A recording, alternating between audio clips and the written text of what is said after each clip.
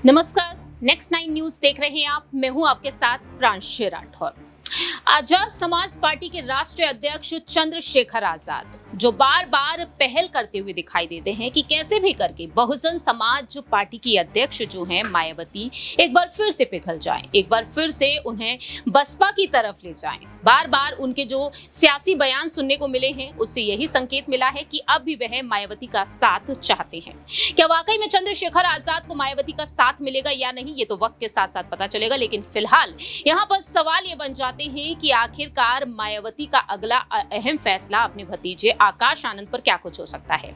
जानकारी दे दें कि सपा मुखिया अखिलेश यादव ने हाल ही में अपनी बात रखी कि आकाश आनंद देश के नौजवान नेता हैं, उनमें जो साहस है, जो उत्साह है, वो ऐसे ही बरकरार रहना चाहिए। जिस तरह से मायावती ने उन्हें नेशनल कोऑर्डिनेटर और उत्तराधिकारी के पद से हटाया है, उन्हें नहीं हटाना चाहिए। अगर हटा दिया है तो एक बार फिर से ये पद उन्हें वापस लौटा देना चाहिए। ऐसे में यहाँ पर आकाश आनंद को ये पद वापस दिया जाता है या फिर अखिलेश यादव की जो मेहरबानी उन पर देखने को मिल रही है, इससे चंद्रशेखर आजाद के लिए एक बड़ा झटका भी माना जा सकता है।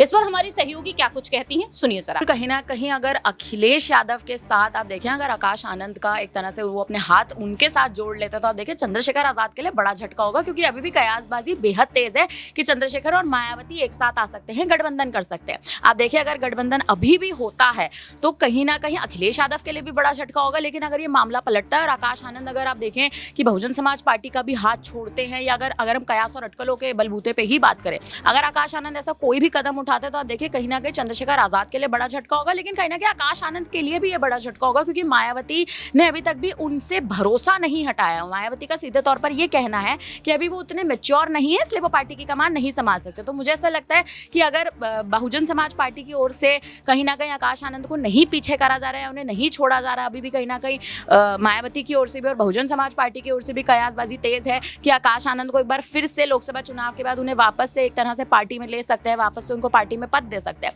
अगर इस प्रकार के अगर उनका हाथ एक तरह से देखिए कि अगर वो दामन थामते हैं अखिलेश यादव के साथ, समाजवादी पार्टी के साथ, तो चंद्रशेखर आजाद को बड़ा झटका लगेगा। कहीं ना कहीं मायावती को भी बड़ा झटका लगेगा, क्योंकि उन्होंने कहीं से कहीं तक भी आकाश आनंद से इस प्रकार की उम्मीद तो नहीं की होगी कि पार्टी छोड़ के वो समाजवादी पार्टी के साथ चले जाएंगे, जबकि वो भी दलित वोटर्स को ही साधने की कोशिश करते हैं और मायावती भी कहीं ना कहीं दलित वोटर्स को साधने की कोशिश करती है। तो आप देखिए कि अब के मतदान में और अब जो बचे 3 चरणों के मतदान जो है हमारे सामने, इसमें अब कहीं ना कहीं मायावती के लिए एक बड़ी चुनौती के रूप में पूरा जो समीकरण है वो बदल सकता है। आपने सुना कि क्या कुछ कहा यहाँ पर। अब देखने वाली बात होगी कि जब आकाश आनंद को एक बार फिर से ये पद मिलेगा। नगीना लोकसभा सीट से लॉन्च किया गया आकाश आनंद को, जहां पर वह चंद्रशेखर आजाद पर जमकर हमला बोलते हैं।